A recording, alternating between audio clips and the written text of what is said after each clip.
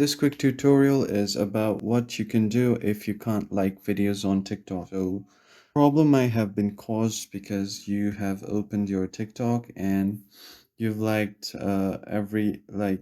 many videos at once and spam the like button. For example, if you go to someone's profile and then keep liking every video like so, and in the short span of time you've liked many videos like this, then TikTok might think that you're a bot or something that's trying to change the algorithm. So in that case, TikTok will block your likes.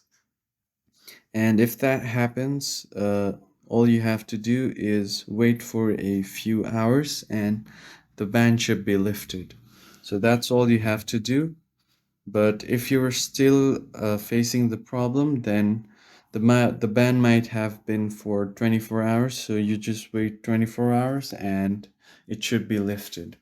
And you'll be able to use TikTok normally again. So if that still doesn't work, then what you can do is you can make a secondary account to use TikTok, or if you already have multiple accounts, you can switch accounts and use it that way. And that's a quick fix on what you can do if you can't like videos on TikTok.